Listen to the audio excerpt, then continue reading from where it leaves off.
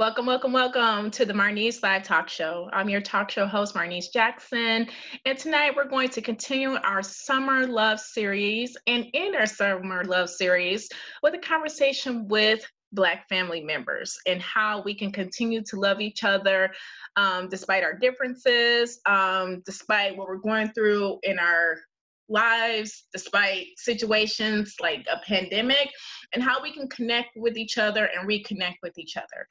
Tonight, I have the honor of interviewing my cousin Laurie Youngblood, my cousin Tony Sanders, my cousin Byron Morrow, my cousin Doc Roberson, my only daughter London Jackson, my auntie Elma Chatman, and my cousin Tony Dykes.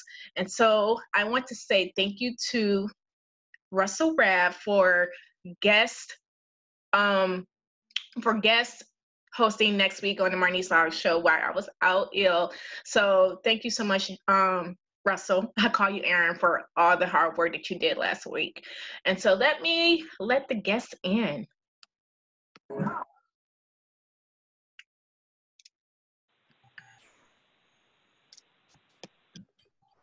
Welcome, welcome, welcome to the Marnese Live Talk Show. Hello. Hi. In my room. Hello. Hey, hey, hey. Welcome, welcome, welcome. Hi. Hi. All right, so we're going to go around real quick. I did a brief introduction, but of course, I would love to give you guys the opportunity to introduce yourselves, tell me where you are, and what makes a strong Black family. We just going to go ahead and get into the conversation because it's 9 o'clock Eastern Standard Time, and I want to make sure that I respect everybody's time. So who would like to go first? I'll go just to get out the way. Hi, I'm London Jackson. I am Michigan, Pontiac to be specific. And what I think makes a Black family is like what brings them together and not like make them go apart. Like they have to like communicate with each other and not like break away in some type of way. Thank you so much. And so we're definitely going to get into the conversation about letting the elders go first. But you know what? Since she was so eager, we gonna let her go ahead. That's awesome. Hey, you asked a question. You asked, hey, who want to go first? So she was like, Hey, the young girl she can look, I'm going to do my thing. I admire that. Can't be mad at her. That's it. Go, girl. Okay. See, the young people taking up the hand right there. Look at that. all right, who going next? Okay, well, I can go next. Hi, I'm Tony or Tanya Dykes. I live in Detroit, Michigan. And with the Black family, I think what can help us stay together is just not giving up. I think that's the thing. We know that togetherness is part of it, but we're going to have issues, and it's just staying the course. And if it's something that's fixable, just to fix it and keep it. All right, I like that. So we got communication. We got, if it's something that's fixable, fix it. All right, who like to go in? I like to hear from my cousins, my god cousins, Byron and Tony. What you got for us? All right. Well, since you. Go ahead, brother. No, over you the floor, bro. Hey, the elders before the youth. Let's get it. Come on. I'm young, bro. I'm young. You know I'm gonna get you for that one the next time we link up. But my name is Byron Morrow. I'm out of Nashville, Tennessee. That's where I'm currently located. And I think the main focal point of a strong Black family should be adhering to, well, first of all, exploring what true African-centered values are, learning that identity, and then growing around those things, you know, and keeping those things kind of at the forefront as a focal point. I think those are things that we essentially need in our culture here in the United States and globally. So that's just my 2 cents.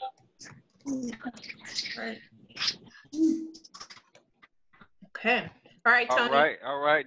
This Tony here from originally from Detroit, currently now residing in North Carolina, North Kakalaki. And what I truly believe makes a strong black family is that we come back to laws, statutes, and commandments of God. Till then, we always going to be at the bottom and oppressed. Okay. I'm gonna go with that next. I am Laurie, Youngblood, and I'm also in the greater Charlotte, North Carolina area. And my thoughts on what makes a strong black family would be, in general, is to really understand the author of families, and that's God. And if we lean into His design, then we have that. We already have our blueprint. Right. Copy that. Okay. All right. All right, Auntie, what you got for us? Well, just to piggyback on what she said, first of all, I'm Elma Chatman. I live in Detroit, Michigan, but I was born in Hattiesburg, Mississippi. What she said about God, you guys know that family is the most important and most valuable gift that God has given us. And it is the first lesson in relationship with others. So if you have that strong family connection and that strong foundation, then you can meet and greet anybody. You can talk with anybody. You can be that person of the community who has a good standing for the family. So first and foremost, our family. That's the most and valuable gift that God has given all of us. All right. So, and Auntie, just if you start to glitch up, you just have to turn off your camera and turn it back on. Okay. So, so talking about the black family, it seemed like we all kind of agree on centering God, having values that having a foundation that's centered in God, whether it's African-centered, Christian values. So do you feel that the black family has a sense of togetherness, or have we kind of shied away from that for whatever reason? Because when I was growing up, I went to a family reunion, like it seemed like every other year. Or I went down to Mississippi to see my family. I was always with my cousins in Detroit. So it seemed like that's a little bit different now. What do you all think? Well, I think personally, as one of the major challenges to us kind of sticking together and keeping unity at the forefront, you have the current economic climate. You know, I think that's kind of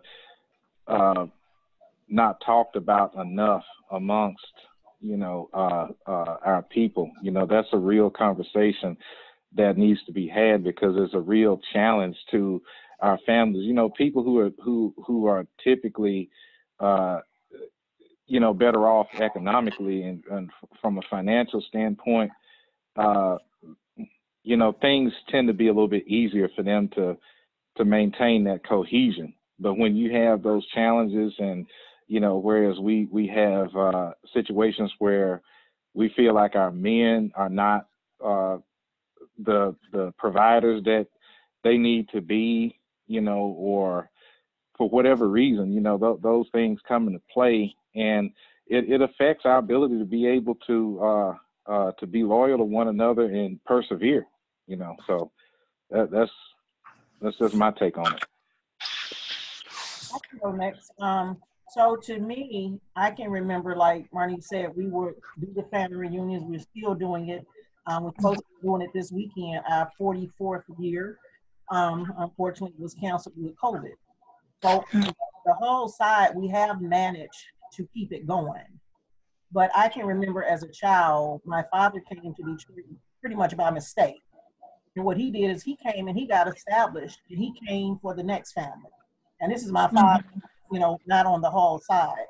And then as each family got themselves stationed and together, we went back and we got the next family. And this was in the 70s, and this is what I can remember how we all ended up in Detroit. And there came a time where we decided we were going to go back down south. And one family could go back, find jobs, find housing. Now we still had our whole family unit there, but nobody was left behind. If your children had issues, we worked everything out together as a family. Exactly. Our family, when my grandmother, which would be Marnese's mom's sister, when she died, my entire family has pretty much fallen apart to a certain degree. We still try to attend family reunions. We go to what the children are doing, but as far as our communication, getting together like we used to, it just slowly fell off. And we're still trying to figure out how to get it back together because we consider ourselves to be really close. So now it's just a matter of nothing is really wrong, but what can we do to get back on track to what we used to do?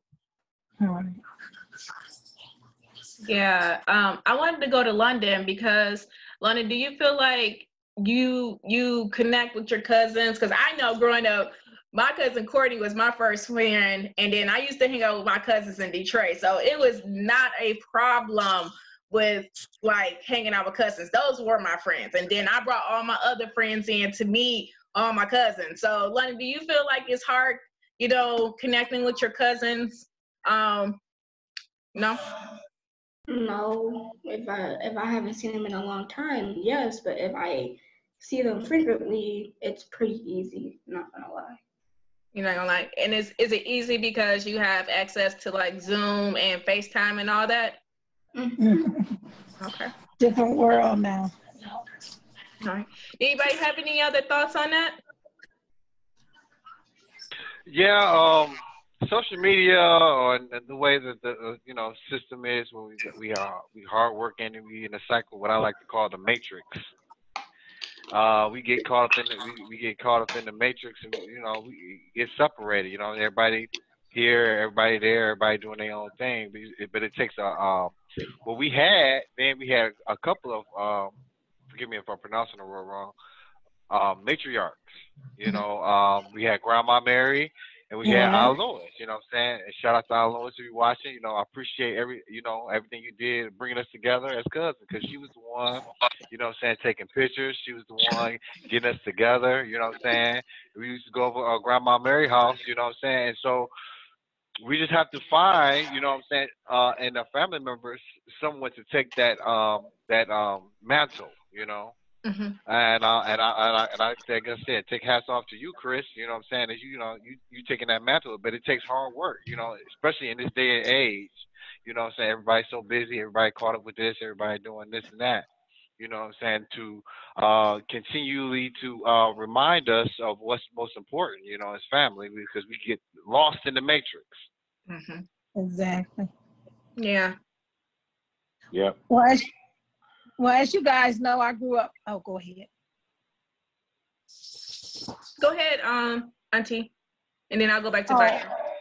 Oh, okay. I was just picking back on what he said. You know, traditionally, the family, like in our family, like your other cousin was saying, you know, we had the motto too. You know, like when they came to Detroit, in our family, we had to reach one and teach one. You know what I'm saying? So if you was doing something and you had graduated and went to school, got an education, you had to reach back and bring your siblings along with you. You know what I'm saying? I have some sisters who are younger than me, and I have sisters who are older than me, and that family core was everything. The older ones sometimes took on the roles of the mother while my mom worked, you know, and then of course, you know, my mom as the matriarch of the family, she kept us all together. You know, it was important for her to have Sunday dinners. It was important for us to get together and, you know, go to church. It was important to her to teach us morals and values, things you should do and things you know, things you could do and things you shouldn't do. So we had those, like she said, the matriarchs of the family who really taught us. But now, and this is just my own personal opinion, you know, we have technology. Everything we're learning is from YouTube, you know, Facebook. I believe that personal connection is lost.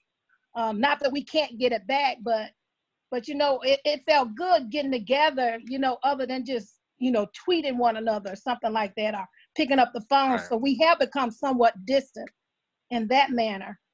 But although, you know, technology is fun, it's good, you know, with that's one way that you know, there's 13 of us and we live in different places. So now social media is our means of communication. You know, we have a brother and sister text group that we all do, you know, whenever things are going on. So I'm not gonna, you know, say nothing negative about social media because this is the world that we live in today. Mm-hmm. But again, I do believe that the family have lost some connection, but not all. Okay. That personal connection, per se. All right. Right. Byron, did you have a comment? Then I'm gonna go to another question, because I do agree that social media does help us, has lost our, let us lose our way of how we can just pick up the phone. However, it should be able to just enhance us because we can see each other, right? It's not like when we were growing up in the 80s where we had to fight for phone time, right? We had the cell phone, you got computers, you have your tablets, like you could be on like 4 conversations at one time. So it's, but you know what? I'm so used to that hug and that touch and that, you know what I'm saying? Right. Mm-hmm. Down south, we hug you. When we saw you, you got a kiss on the cheek from your auntie. You know, they looked at you and they could tell whether, you know, something was not right about you. So that's what I'm saying when I'm talking about this social media stuff. You don't get the same feelings, Right. you know. And you do that. You do that with all your friends. You know what I'm saying? Right. But in your family, Right, family's you supposed to need be different. that. Family's supposed to be close knit. You know, close knit Exactly. tie. Like she said, the hug and the kiss and the embrace. Yes. And see how you doing. See you know how you really doing. You know. Right. And grandma can look you in the eye and say, what you done did this time. You know what I'm saying? Y'all know how grandmas used to be. Yeah. You didn't have to say nothing. That's exactly right. And she knew. She could just look at you and she could tell you was doing something that you didn't have no business doing. So that's all I'm just, you know, that's all I'm saying, that personal connection. London, would you agree Granny be doing that to you? Yes. Yes. No doubt, just yes. Byron, did you have a comment? Because I think you was about to get cut off.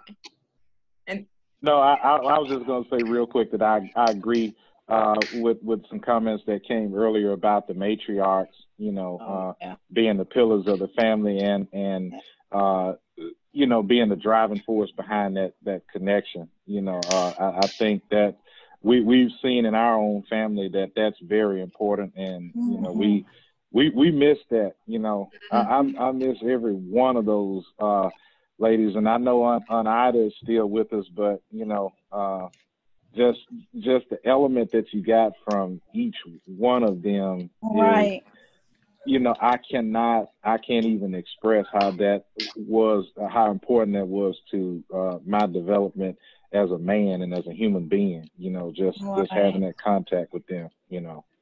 All right. I promise. I learned so much from my aunties and my great aunties. I could shout them all out something that they taught me. And those long walks from Aunt Ida. Shout out to great Aunt Ida and Aunt Ida. I can't wait to get that book collection, Aunt Ida. Aunt Ida, those books are mine. And my Aunt TT, oh my goodness, me and my Aunt TT, I tell you, those long drives to Mississippi or like to Grand Rapids, we would have, she knows all my secrets. That's all I know. That's special. So I wanted to say, you know, family, you know, we have different personalities in families. We have different friends. We have people who just do different stuff in our families, right? That we may not agree with, right? So when is it appropriate to sever family ties, right? Do we do Never. that? Never. Do we do that? All right. Never. You should never. We should never. Never do it. Or do you love by far? Like, okay, look, I'm not gonna mess with you Now, this week, or we come back. Sometimes you have to when we distance. talk about yeah. Okay, I'll go to Laurie, then I'll come into Tony. I mean, we're always going to have disagreements, or we're, I won't say fall out of love, because this love is always there. We have indifferences. We have cousins that, or family members that we don't need to be around because of the influences that they may have that are negative. But I don't feel like you should sever any type of relationship, because God doesn't call us to do that. We must always look for unity. And even if we have to distance ourselves, because there's always a growth that we all have to go through that shapes us and our character. And it might not be you that can touch that particular family member. It could be a different family member, but it's really about, just prayer and time, and the time. That's how I see it. Okay, Tony, did you have a thought?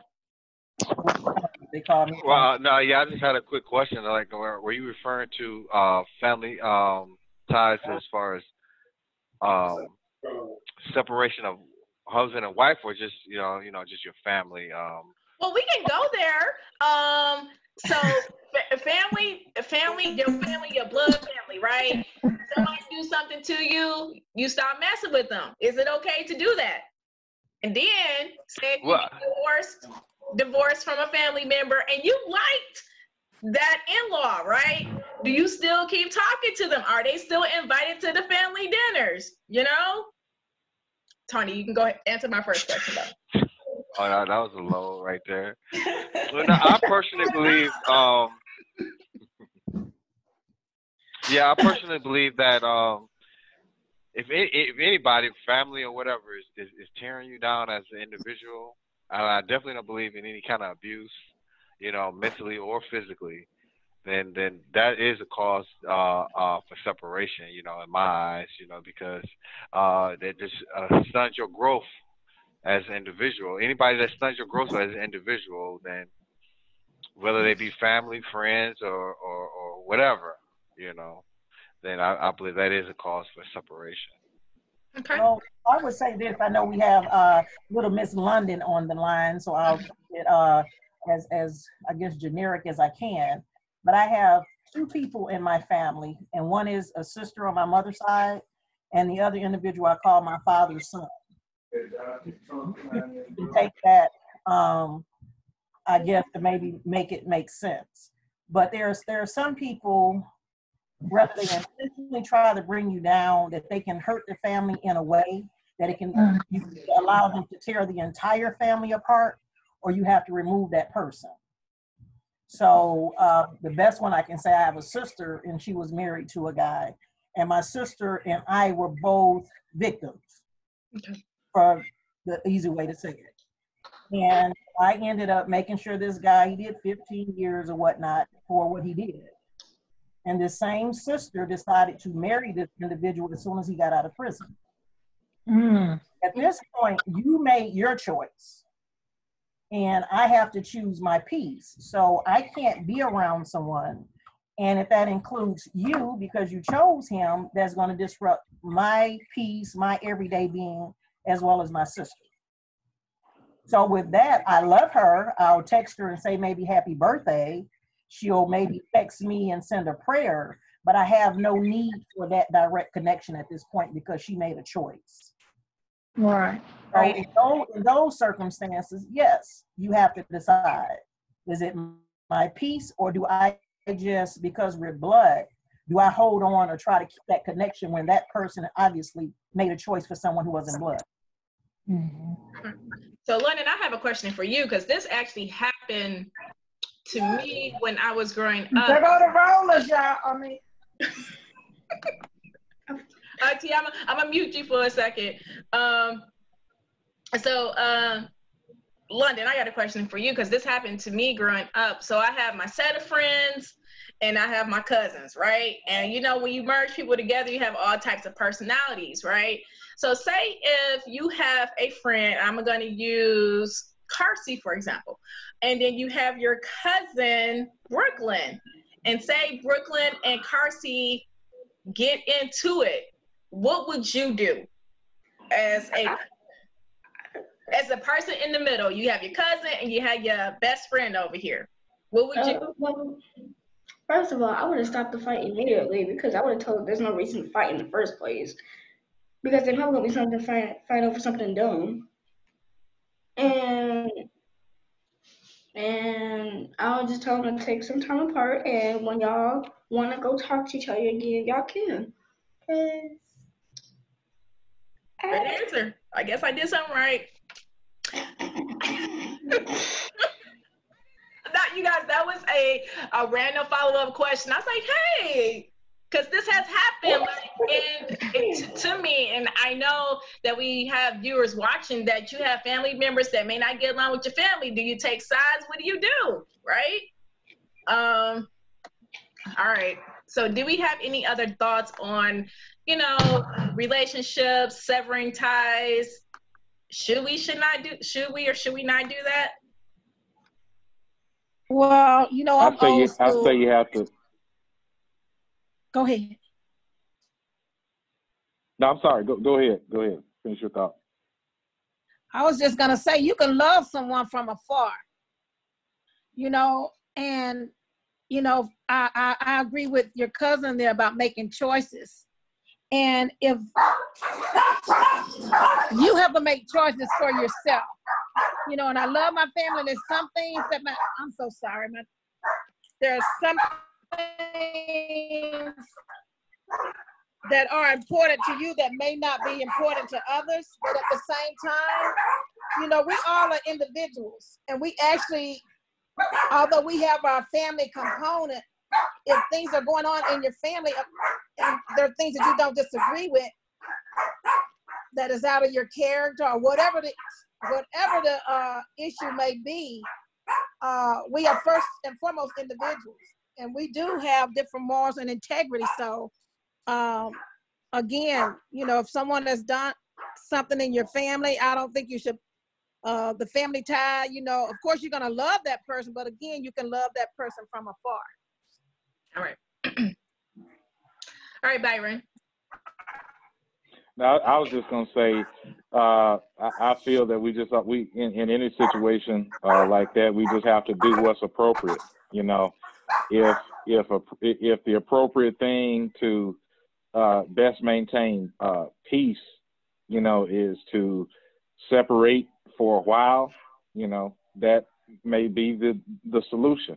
If the appropriate thing to maintain peace is to, see, can we work it out in the short term and come back together?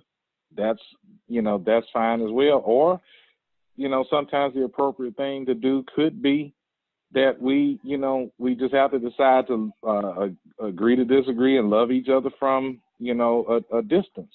But I think you have to just do whatever is necessary to not disrupt anybody's peace, on either side of the coin. Yeah. Okay. So, I want to give a shout out to our viewers in the chat. Don't forget to share this on your Facebook page and like the Marnese Live Talk Show.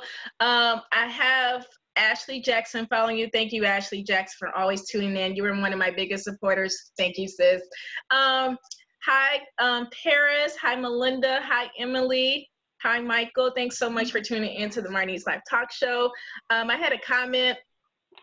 Someone said attending gatherings, birthdays, anniversaries, weddings, graduations, family reunions, or just because. I guess they're giving suggestions of what we can do, continue to keep the family dynamics going. And then Emily also said you can choose your friends, but your family is your family. You cannot give them back. So, so thanks so much for tuning into the Marnese Live Talk Show. So I wanted to find out, how do we bring young voices into understanding Black family values? Because there's a different generation out here. They weren't raised how we were raised, right? Where we respected adults, where the village came and raised us. Like I said, all my aunties had a role in raising me, and so I learned a lot from them. So I just wonder, how do we bring young voices into, it's like, because young voices, and London, you can add to this, young people feel like they're not respected, right? And generations, our older generations feel like young people just need to sit down, you know, how we were raised, and just take direction and be respectful. So I wanted to get everyone's thoughts on that. But London, did you have any feedback as to why your generation feels that adults or elders may just come down on you all a little bit too much? I just,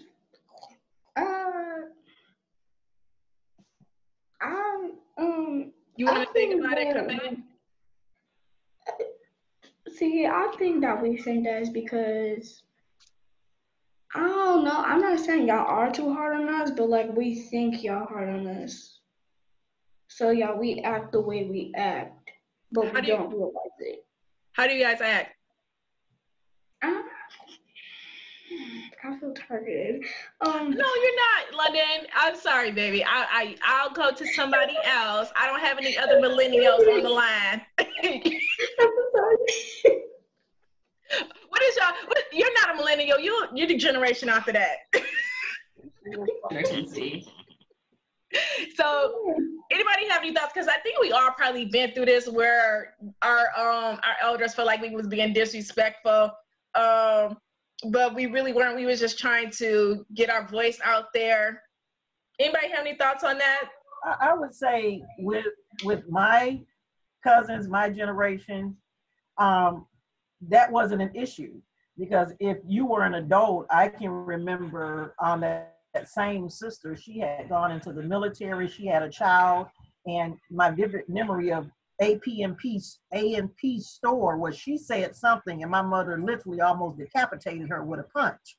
And she was an adult in the military. So at that moment, you know, you just can't disrespect your parents. And my elders, as far as my uncles and my aunts, you know, with our children, we led by example. And I hope you all can say this about your kids and your cousins that are the same age as your kids, but we have got the most amazing kids compared to the type of parents that we were. Now, I don't mean as far as not being respectful, but in how we party and things that we did once we became adults. I mean, they are absolutely nothing like us. So we are so thankful, you know, that we don't have children coming out of the woodwork. And, you know, we have a few babies here and there, but they are amazing. That's been my experience. My son's friends, they know not to come around me because I treat them like they're mine. And I was a very hard parent. I have 3 sons. I didn't play then and I don't play now. And I have a 30-year-old that know I'll get on the road if I have to, if you do something you know you're not supposed to. So I still parent my sons, even though they're 30, 28, and 23. And I think that's what's missing, is that people feel when they become adults that you can no longer parent them or demand the respect. And that's just not an option for me. Okay. So.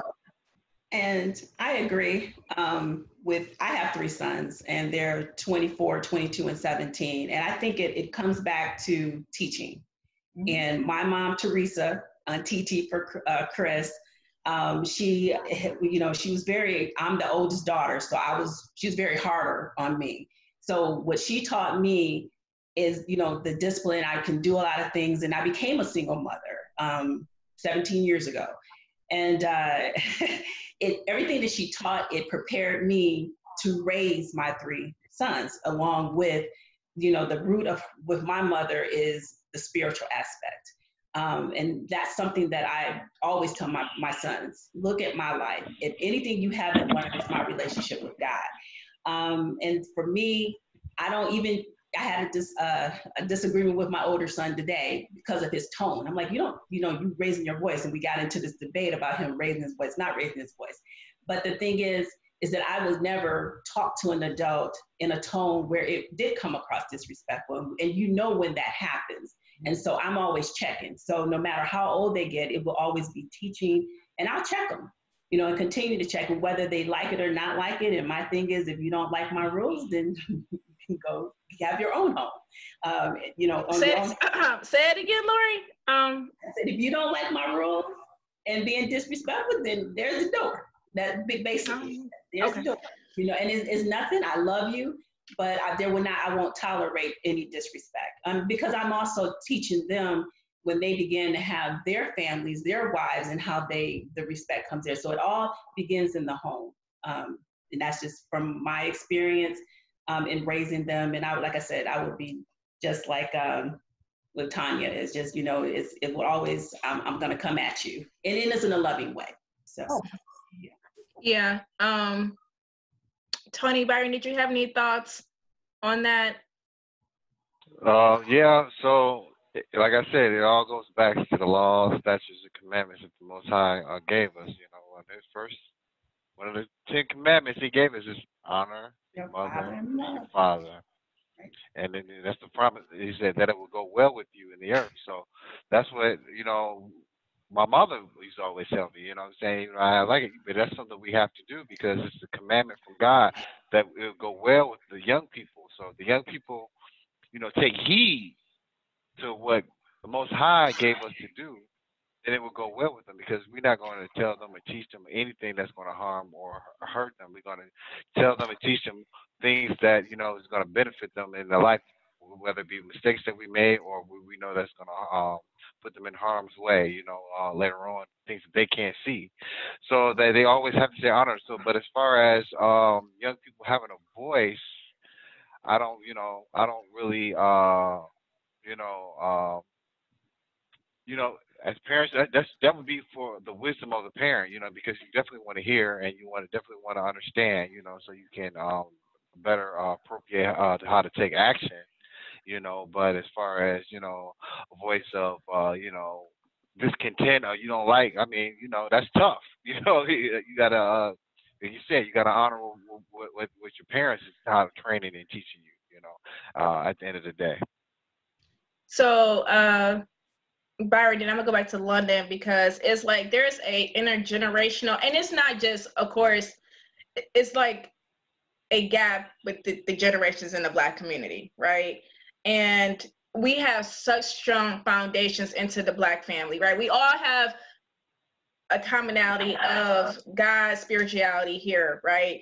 But the problem is, whether if you had a single parent home, 2-parent home, or if you had, you know, grandparents or aunties raising you, we still had that foundation that you just respect each other, right? But it seems like children or youth, young adults, I don't know, I think there's a disconnect for whatever reason. Hey, cuz, you want to get into this conversation? Oh, he's a millennial. Yes. I'm not a millennial. Generation Z. Generation Z. Oh gosh, really? So, I think what we need to do is, what is something that we can take away for each other to foster better communication? Because there, like I said, there is a breakdown. I noticed this when I was volunteering in the school in Pontiac, and there was just so much disrespect, right? I'm not gonna play. I'm like, hey, first of all, I'm not your age, okay? I may look like it, but I'm not your age, okay? Second of all, let's talk about how you're talking to the other adults, right? And that's not just urban cities, that's kind of like everywhere. I noticed walking in the schools in West Bloomfield where my daughter go to school, I'm like, who are these kids? Like, who raised y'all? And so it's like, for London, what is missing? Like, I know you can't represent for your whole generation, right? But it's like, what is missing so we can build better relationships? Because I don't, it's craziness going on. You want to give, I feel like you want to say something, cause. Oh, you mean, okay, so you mean like respect or like Why is it so deep? communication? Both. I talk about both. Respect, honestly, I think it's like the internet, honestly. Like, I feel like us like being born when like the internet started like popping is like we're desensitized to so much stuff, if that makes sense. Like So we don't. so the internet is really telling you all what to do and say. And would you agree, London? No, I don't know. I'm kind of in the middle of that because the internet can't really control what we say and what we do, even though we're like on the internet half the time and we're literally not doing anything but just being on it. But like, it's basically not that hard. It's just I think we're just being ignorant and not wanting to listen or be respectful because every time, like, I usually be on my computer half the day and and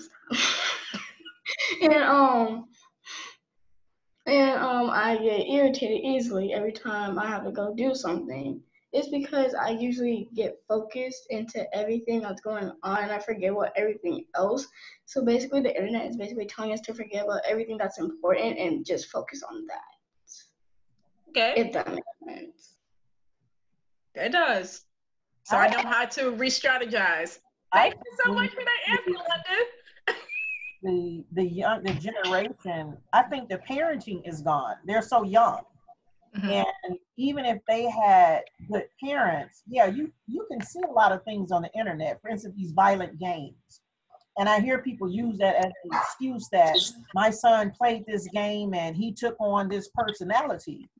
But I love motorcycles and love Evel Knievel, but I'm not out here jumping my motorcycle off of a cliff either. You know, so you can like something, you can appreciate something and get involved in something. But is it a spiritual thing to where like something is taken over it? I honestly believe there's something in the atmosphere that's extremely evil because I find myself random people checking them because I can't have you just walking and cussing and my neighbors are almost 100 years old. And I have people that moved in across the street. I'm talking about 5 o'clock in the morning. I'm out here like, hey, you know, like really? So I think it got lost somewhere in translation with the parents of these individuals that are acting that way. Yes, I agree. Adults, I don't know. But I think we need to start there so that they can understand the values. Maybe their parents allowed them to treat them that way. But you're sending your children to school, and I couldn't be a teacher. I don't think I would last a week. I've been in my kids' classrooms, and the teachers love me too, because I demand respect.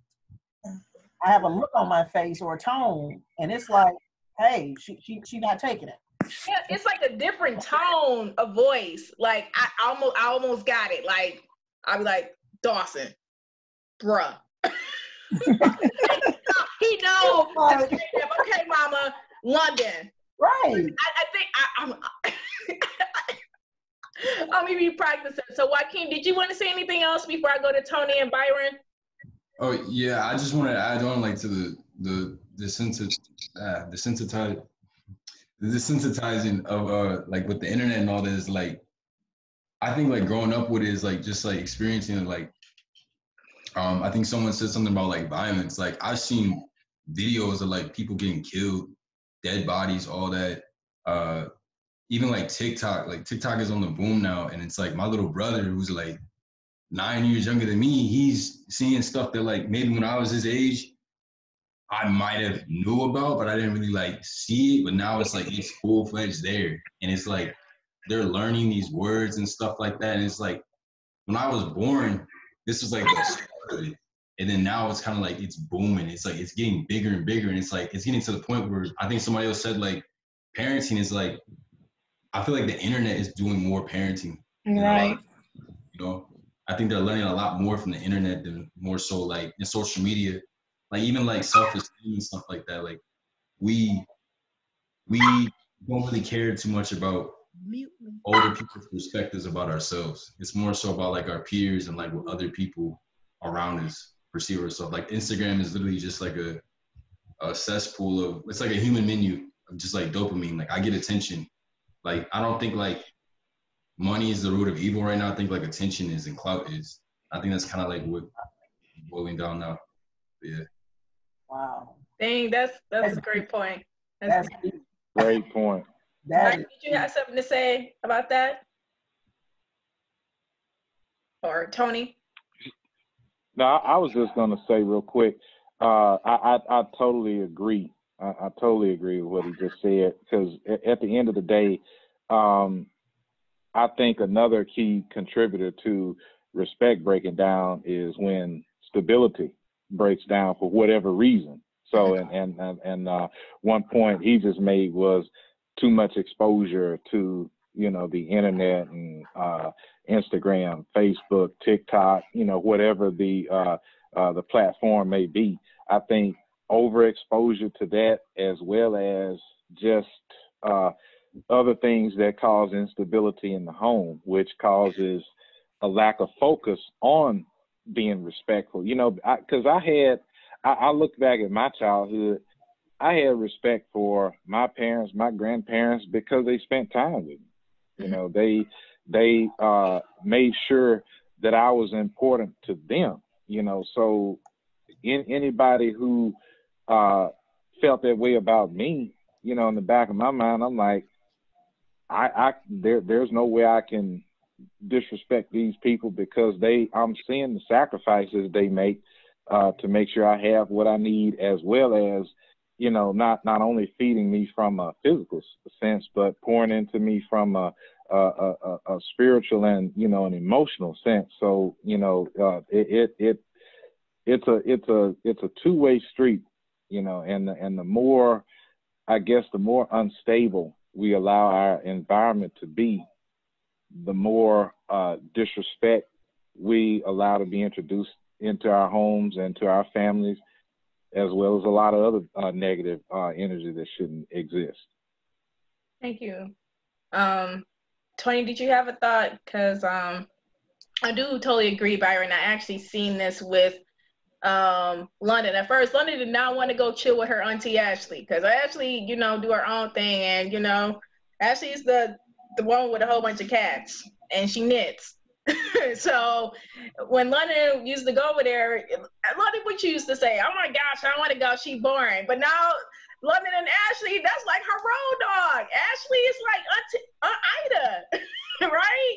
It's like, I'm going to Auntie Ashley house, right? So do you feel that way, London, that you had to connect with like your aunties and your uncles? Yes. More? Yes. Yes. Honey, I wanted you to ask my son whatever, like the question that you asked the young man there. He's 23, so just to get his perspective. So, well, hi. Can you see it? Hey, cuz, introduce yourself. Hello, my name is Kevin Roberson. I'm my mom's son. Hi. Hi. My cousin Marnese that's in and it's all other family. All right. So I totally forgot the question, but because it was a good one, but it was about the voice of the voice. What's voice the of voice? Understanding. The understand the voice of young people, and because there's a disconnection between older generations and younger generations. I'm a Generation X. I don't know what y'all be doing, okay? So I'm in the middle. So it's like a breakdown in communication, a lack of respect. So what do you think is the cause of all this breakdown? Is it lack of respect, communication? Does the internet have something to do with the youth? Because youth out here and kids are just out here rogue, and I'm like, who raised them, right? So, and it's a breakdown in the Black community. We see it in the schools, we see it on the street. It's like the basics of people just not saying hello, like people just disrespectful. I mean, what are your thoughts? Like when you're looking at the lack of communication and respect between different generations, you have to take into account in regards to the different community systems or lack of infrastructure in those specific communities. So Say like here on the east side, right? I went to a high school with predominantly lower income individuals who may not have the opportunity to really foster that sense of self-worth or worth in regards to community engagement. So usually you're growing based off of the things that you're exposed to, whether that's through media, or through things that are occurring in your neighborhood. So if your neighborhood is only dealing with drug dealers, you're only going to think of the drug dealer mentality. Community is only focusing more on, like say if you're versus community that's built on police engagement and kind of like a village, like it takes a village to teach a young person type of mentality, right? Then you'll have a better growth from that person, but it's more so just trying to figure out ways to engage them.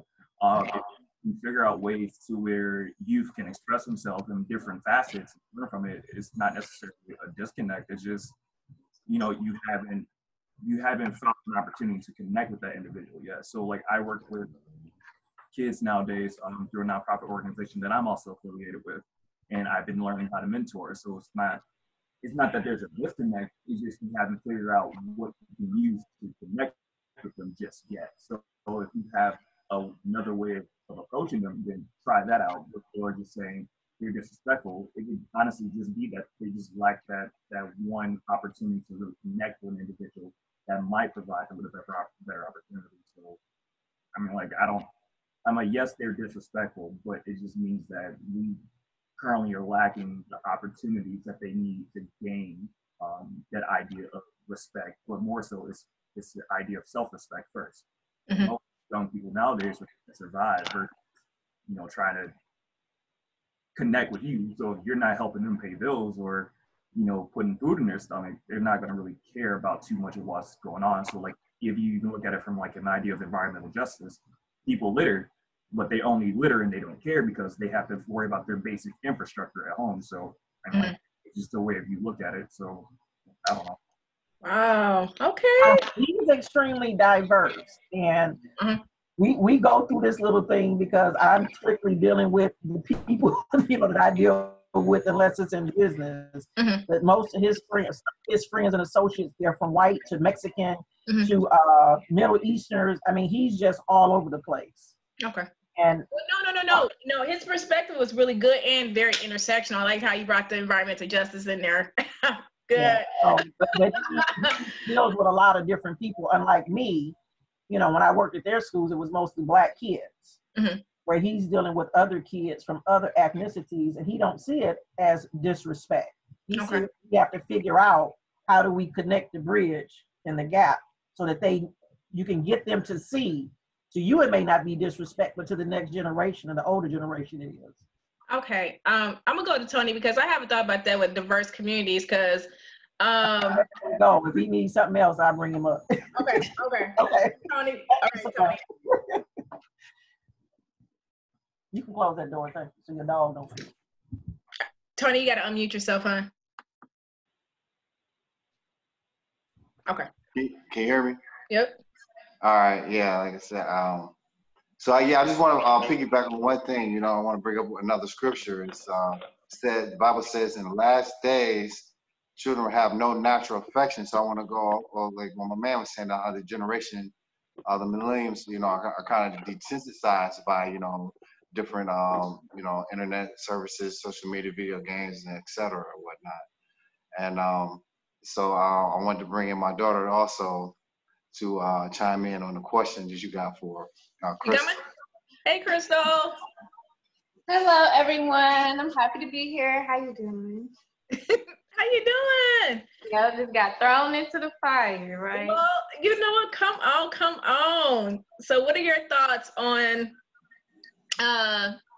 this intergenerational gap, the breakdown between generations? There's lack of respect. Some elders feel like you don't. I mean, it's the same old story that we may have heard, Tony. We have no respect for our elders. They don't know how to communicate. So what are your thoughts or the reasons maybe behind it? I think that's interesting. I think there'll kind of always be that perspective that, you know, the younger generation, we don't really know how to communicate properly, use proper manners, and show proper respect. But also, it just comes from the amount of reinforcement that we've had, in our upbringing. If you have a certain amount of enforcement of these, different morals and just, promoting this level of respect, I think personally, in my generation, some of our parents weren't, they were kind of lenient on us, so in terms, it just reflects in the way that we behave, the way we communicate with people around us, and how we're kind of lax when we communicate to certain adults and things like that. Okay, thank you so much, Crystal. No problem. I'm happy to step in. Thank you. So, bringing it back, because we're going to be coming to a close soon, what can we all offer each other during this time of isolation? We're supposed to be social distancing. I hope you all are wearing your mask. If you're in Michigan, you will get fined, okay? Wear your mask. So we're in this time where we are definitely isolated from each other. We're in the house. We have to kind of get creative, and we don't know when we're going to actually see each other again, right? And there has been some scares. So how do we, as family members, be intentional or really practice old school practices of calling, even though we can't see each other, right? But we have the internet. What can we do, and what can we commit to be intentional about keeping in touch with each other? Because I just met some people I didn't even know. And so, or I haven't talked to some family members in a long time. So I'm guilty as well, right? I'll do my activist thing and I forget about everybody. So how do we reconnect and stay committed without putting the responsibility on one family member, right? Because you said Lois was the one, my mama was the one, or you had Grandma Mary because she was the central person. Like, how do we all take personal responsibility of keeping in contact with each other? And I will go to London first to give us some ideas of what she can do or offer. We should try to do those Zoom meetings that we used to do like a couple months ago all over again. But like you should do it at like a specific time, so like when everybody is free, so we can all like meet family members that we haven't seen in a long time. And that would probably be cool. All right. At the moment, yeah. So what if somebody don't have Zoom or a computer? What's the next best thing? Uh-oh. She like cross the thing. I'm like, cell phone. Auntie, what you said? I'm getting a delay. I'm sorry. I think we should just make a regular call if everyone has each other's numbers saved in their phone. Mm-hmm. All right. So commit to calling someone regularly. Okay. Yeah. I know, like with our family reunion, unfortunately, has been canceled. So we sent out a survey because during COVID, you have some people that could be hurting financially, or they could just need a ride to the store. So we did a survey to see if anybody needed any type of assistance. I think we only had 1 or 2 people that said yes. So as part of the survey, we also asked people, are you willing and able to help? So everybody that said yes, that person or the people who said they needed something, we forwarded information over so that they can get in contact with and assist the best way that they could. Just to see what they may have needed. Those are good ideas. Very good ideas. All right. Auntie, would you like to go? Oh, I was just gonna say the cell phone. Call me on my cell phone.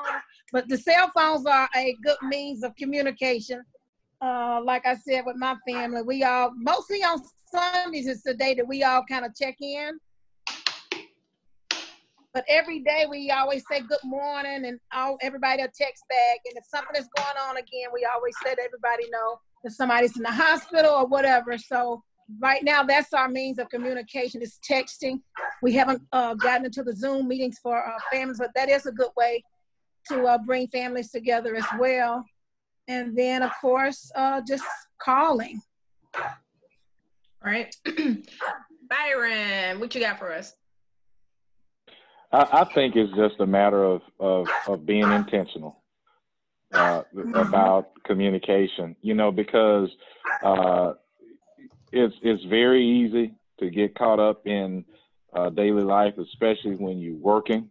You've got children, you've got a spouse, all you know, and then you've got other things like me personally. You know, I've got my music production and all of those things. I try to give some attention to, so it can be very difficult to not call and check up on people like you should. And that's everybody from the people who are closest to you to the more distant family. So I think if you don't be intentional about putting those things on a schedule, just like you do when you get up and go to work every day, that sort of thing, if you don't do it, if you don't treat family communication with that kind of intent, then it's basically, you know, not going to get done, you know, and that can be via Zoom, you know, Facebook chat, or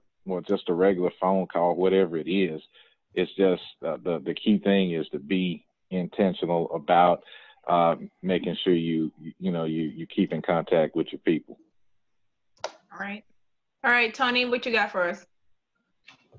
All right, first of all, I want to say, the more togetherness that the family is, whether it be, the immediate family, the more success that you have, you know what I'm saying? The more separate the family is the less success that you have, and that goes even for the abroad, family abroad, cousins and aunties and uncles and whatnot, is that the more together that we can succeed, especially that we pertain to Black families, you know what I'm saying, that we can succeed in finances, we can succeed in mental health, we can succeed, you know what I'm saying, in our growth, as a unit, as the more that we come together. And unfortunately, everybody's not meant to be a teacher. Everybody's not meant to be a warrior. Everybody's not meant to be a musician. And like were talking on the beginning of the conversation, is that we had these matriarchs. Everybody's not meant to be a matriarch, you know what I'm saying? But I believe that, especially pertaining to our family, we don't have, it's after Grandma Mary passed away, you know what I'm saying? Auntie Lois, you know what I'm saying?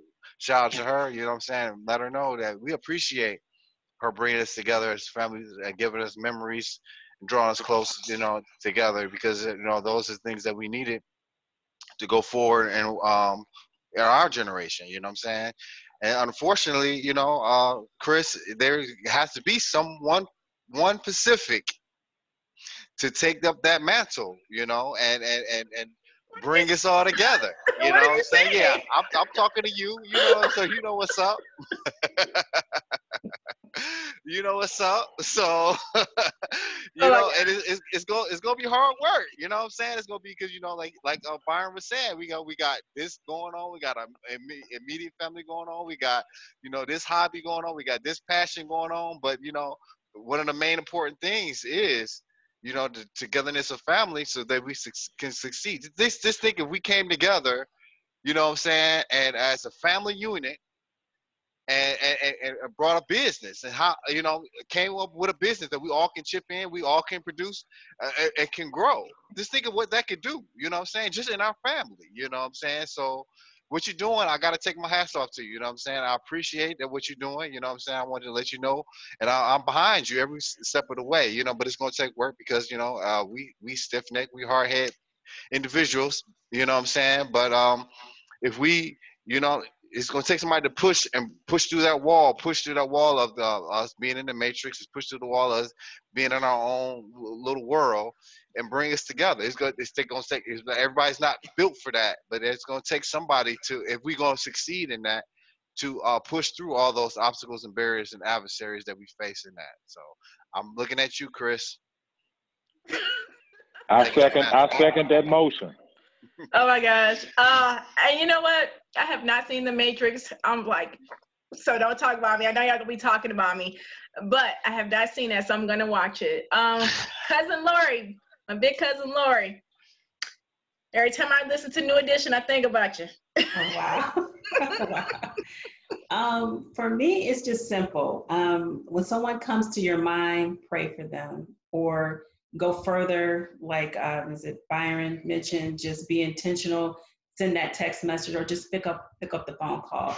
I noticed that a lot of us are some in cities together. Maybe we can connect kind of regionally, since some of us are in North Carolina, some of us in Detroit, Tennessee, and kind of connect regionally to kind of strengthen that bond and grow in that way as well.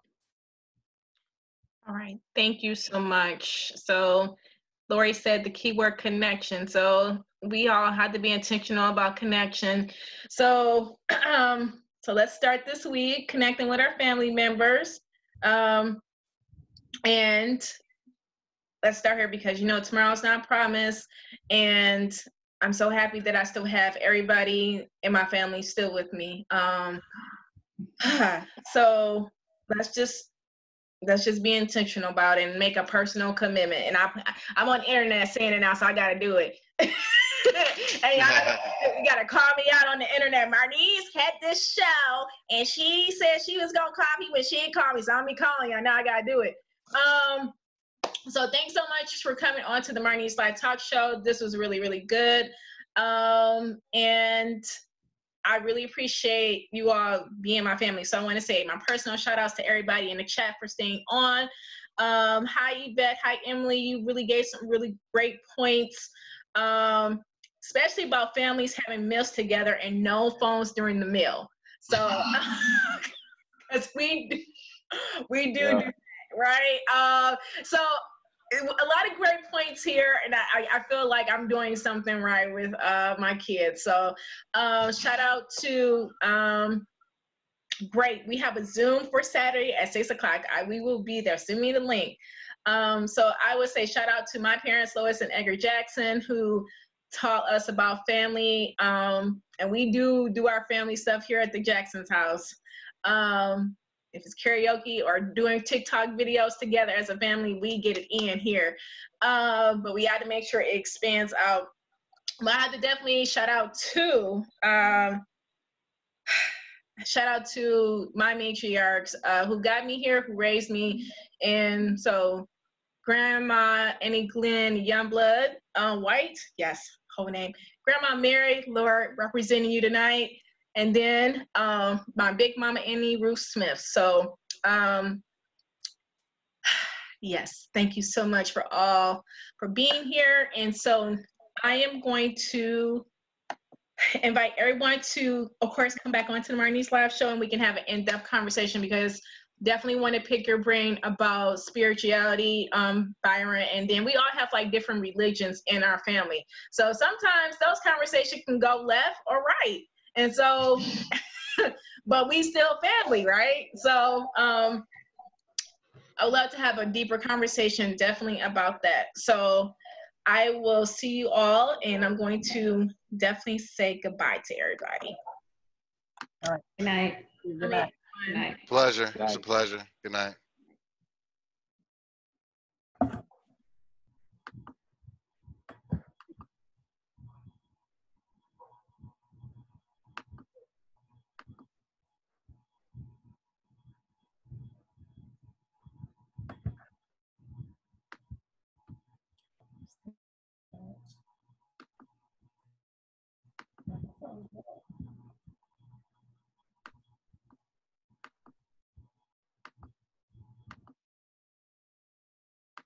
So next week, coming on the Marnese Live Show, I want to say thanks again for all my guests for coming on.